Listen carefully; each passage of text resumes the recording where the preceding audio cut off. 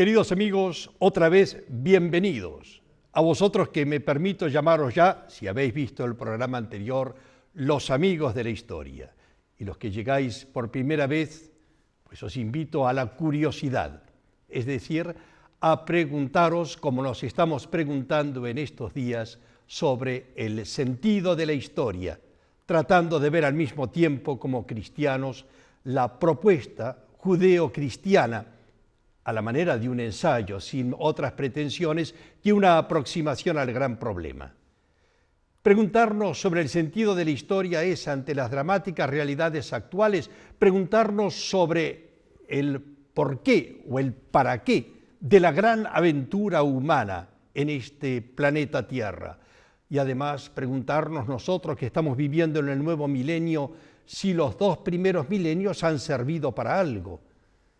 Y todavía, viendo las dramáticas situaciones en que viven muchos en el mundo de hoy, en donde parecería que el tiempo a veces no pasó, preguntarnos si desde que vino Jesucristo ha cambiado algo. O todavía, con Juan Pablo II nos gusta preguntarnos sobre si hay lugar para la esperanza. Pues estos son los temas que nos preocupan y sin duda que preguntas graves, porque de ellas depende el sentido de nuestra existencia.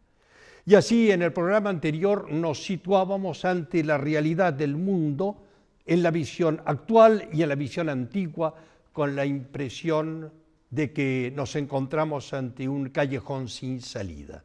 ¿Será esto verdad? En todo caso, muchos acontecimientos parecerían confirmarlo.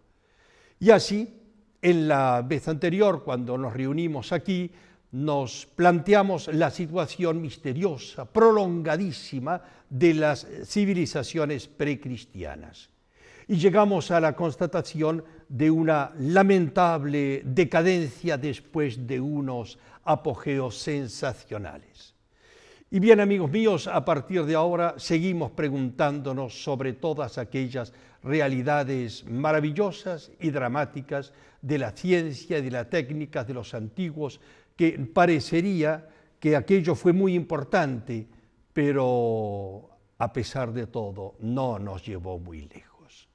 Y así es como en esta visión del conjunto las inevitables decadencias nos situaban ante una realidad lamentable, una civilización que duró 4.000 años, importante, 4.000 años duró Egipto, pero todo terminó sepultado y los otros pueblos quisieron dominarlos y exterminarlos, a no ser que las pirámides no pudieron moverlas.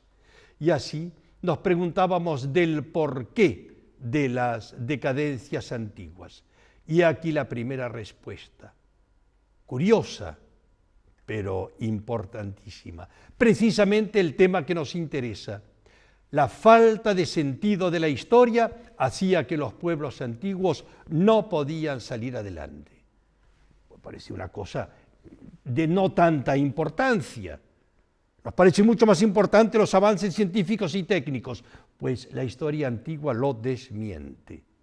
Si no había sentido para la historia y para la vida del hombre, no se iba muy lejos. Tratemos de entender mejor el problema que queremos plantear aquí. Y para ello vayamos a ver simplemente un calendario egipcio. Y un calendario egipcio nos pone ante la realidad de la visión que tenían ellos del tiempo y de la historia que vivían. Un detalle para que entendáis mejor el problema. El hombre más grande y más poderoso que conoció la tierra, como era un faraón egipcio, cuando tenía un proyecto para hacer algo en su vida, en su pueblo, en su tierra, en lo inmenso de su civilización, ¿en qué pensó? ¿Sabéis en qué? En construir su tumba. ¿Entendéis el problema? Es decir, que nos venía a decir que en realidad esta vida no sirve para nada, no hay nada que esperar de esta vida.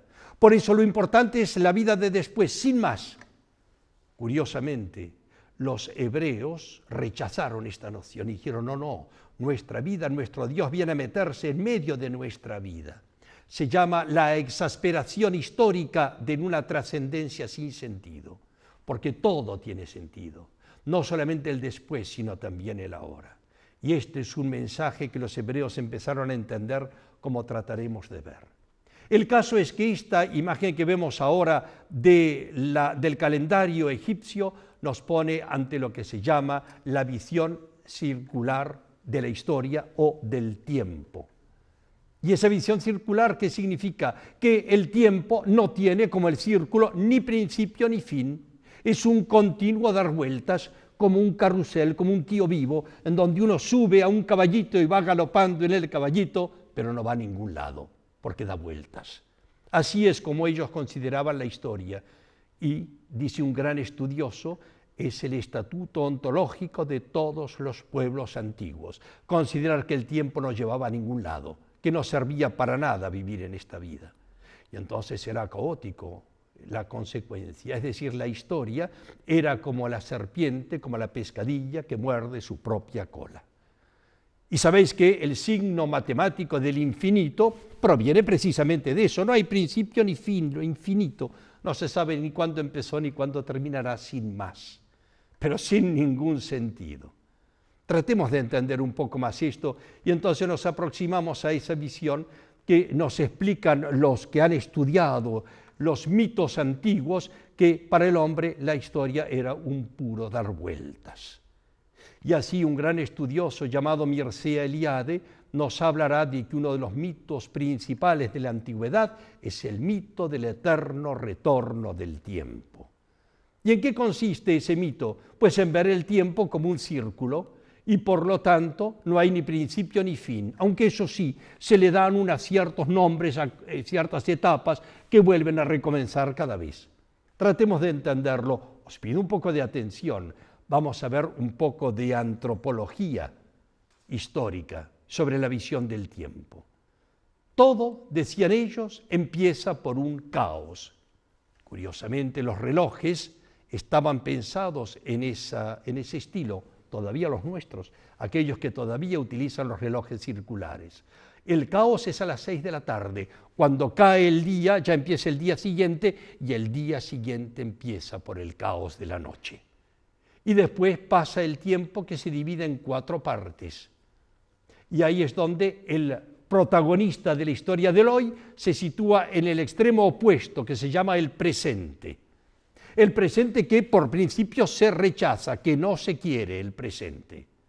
Y ante eso se da nombres a las distintas eras. La era de oro, la era de plata, se sigue circulando la era de hierro, la era de bronce y finalmente la era de barro. La Biblia nos habla de estas concepciones, no como revelación de Dios, sino como instrucción sobre lo que los hombres piensan, pero para romper este esquema. No sé si os acordáis de la estatua de Nabucodonosor, que tenía la cabeza de oro, pero terminaba por tener los pies de barro y por lo tanto todo se venía abajo. Y en esa visión nos explican estos estudiosos que hay 2 formas de situarse ante el tiempo, siempre en la visión circular.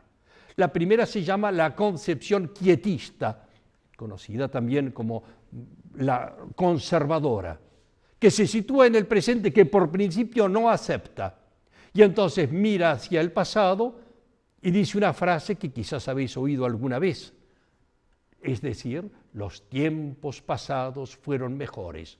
No sé si os suena esa frase.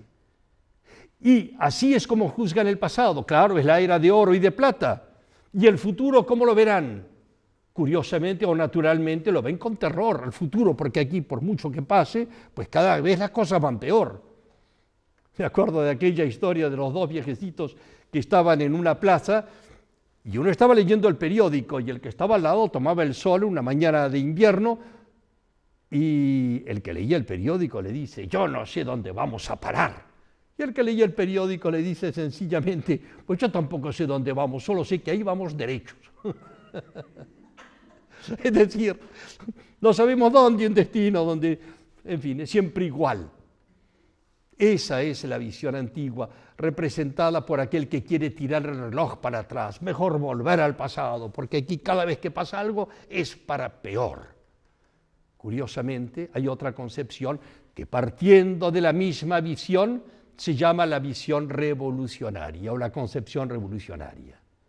¿Y qué diferencia hay? En la manera como se sitúan, siempre rechazando el presente, miran el pasado con horror.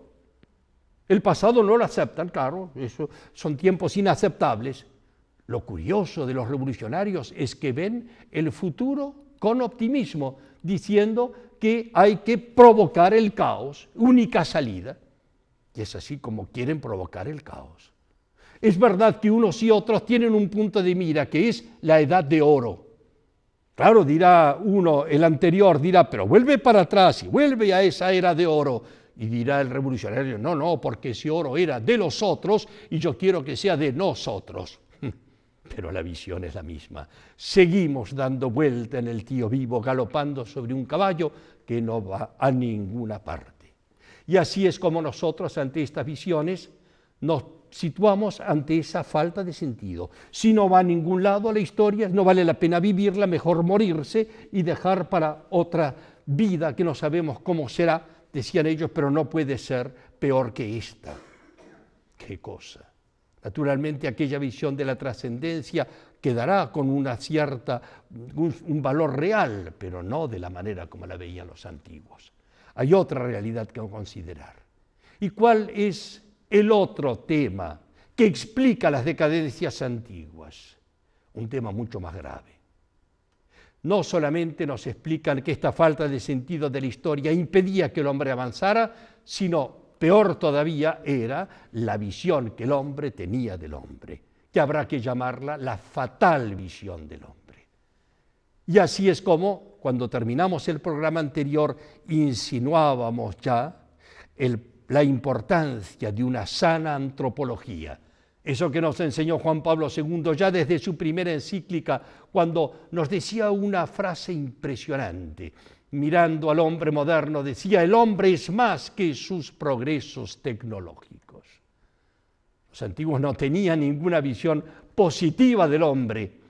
Cuando hablamos de esa visión, la llamamos la fatal visión del hombre. Del hombre, en primer lugar, esclavo, la esclavitud. Quizás os sorprende que pongamos aquí situación del varón. Aquí es verdad que yo generalizo un poco, porque de algún modo me sitúo en una visión romana por falta de tiempo, una visión romana de una civilización interesantísima desde muchos otros puntos de vista, pero que cuando hablaba del esclavo, hablaba del varón. Y alguien preguntará, ¿y la mujer? Y entonces hay que decir que era un concepto degradado de mujer. La mujer no era ni siquiera esclava, es decir, que era la esclava de los esclavos, si queréis.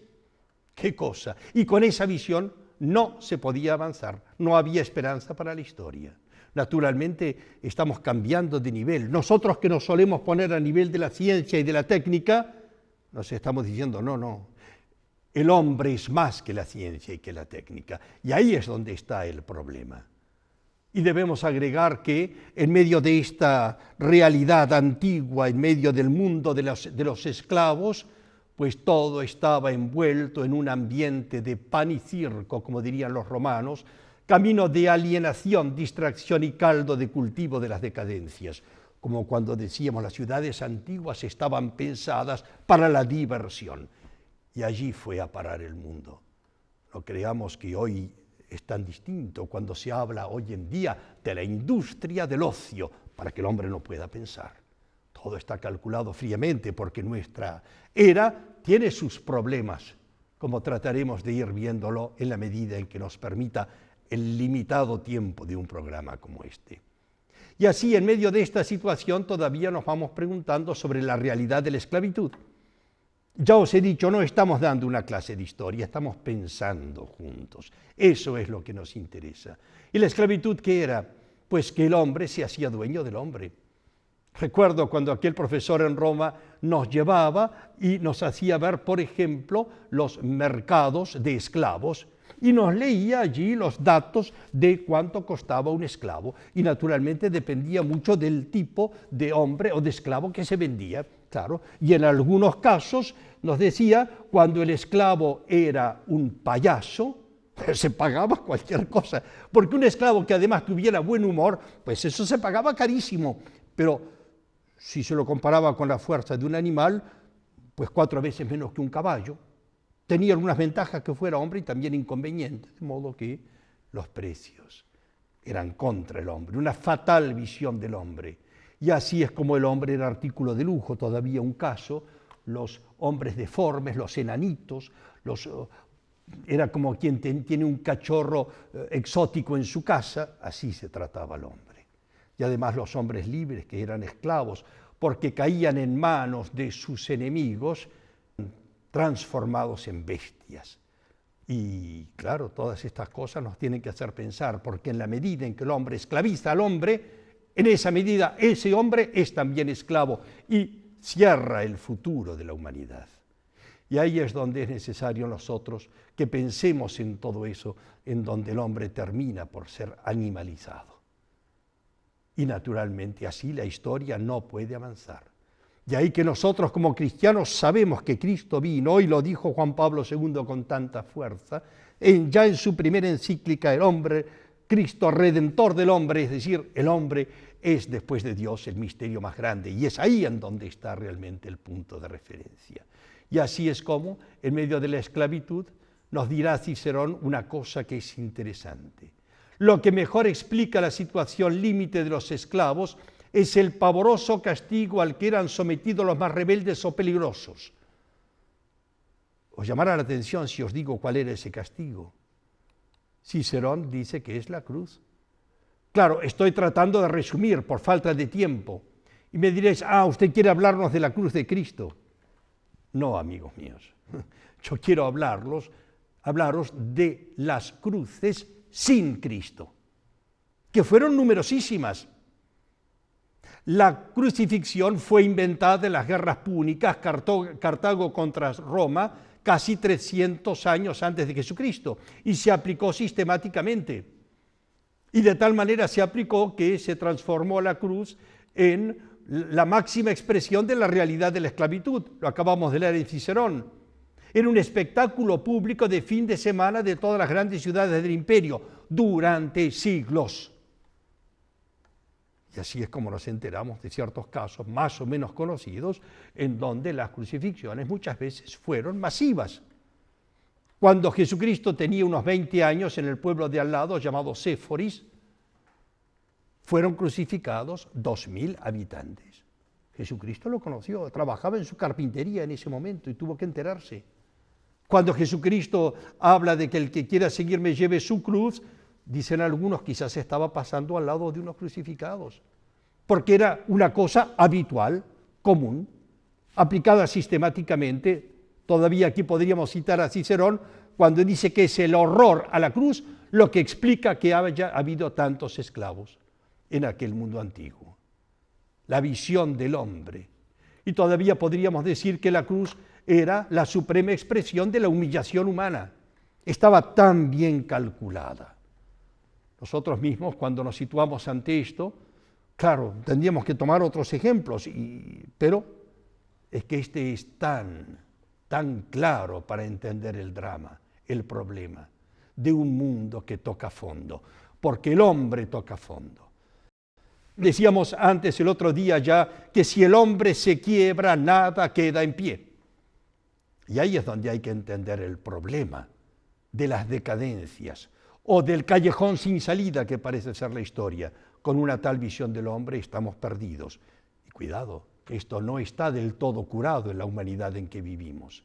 Y así, siguiendo, nosotros podemos decir que si miramos las características del castigo de la cruz, pues todavía nos encontraremos que era la forma más cruel y vergonzosa de matar que se había podido inventar dentro de sus conocimientos.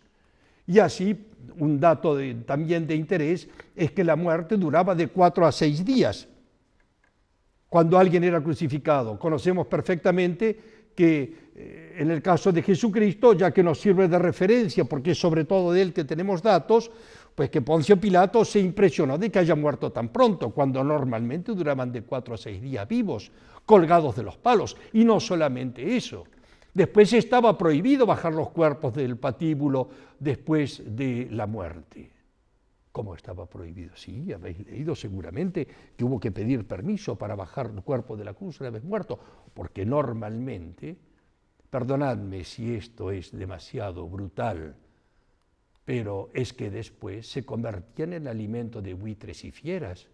Estaba pensado así, para humillar mejor al hombre y para que sepa todo el que era castigado qué fin iba a tener, y así los esclavos se quedaban más quietos, digámoslo. Y así nosotros ante esto debemos entender que incluso se llegaron a hacer las crucifixiones, como el caso de la inauguración del anfiteatro Flavio, hecho por Tito, en donde el día de la inauguración crucificó a un hombre y después lo quemó vivo para divertir mejor a la multitud. ¡Qué cosa! Esa era la visión del hombre. Y así es que nosotros, entendiendo todo esto, vemos que todas aquellas formas como el hombre era tratado, y cuando es tratado así, poca esperanza de construir un futuro verdadero hay en la historia de la humanidad. Todas aquellas eran opresiones insuperables, la cruz un destino fatídico, un final nefasto, y lo peor de todo, las muertes inútiles, todo inútil. Es especialmente famoso el caso que conocemos del famoso Espartaco, aquel esclavo que se sublevó con 7.000 y fue ahogado en sangre. ¿Y para qué sirvió su muerte? Para nada, simplemente para que se manifestara mejor el poder del ejército imperial romano. Con una tal visión del hombre, nos decimos ¿y qué hacer? ¿Y cómo hacer? Y llegados a este punto, nos preguntamos una cosa muy importante ante la cruz, o decimos que teníamos la impresión de que el mundo estaba en situación de jaque mate. Es decir, no había salida. La impresión de que realmente con una visión así del hombre estábamos en un callejón sin salida. Eso es el jaque mate. Y entonces conviene todavía preguntarnos cómo hacer con el hombre. Y para ello viene necesariamente una pregunta o una afirmación. Es que aquel mundo antiguo, fascinante desde tantos puntos de vista, era en realidad una historia sin salvación. Y ante esa historia sin salvación, necesariamente, si somos cristianos, viene una nueva pregunta.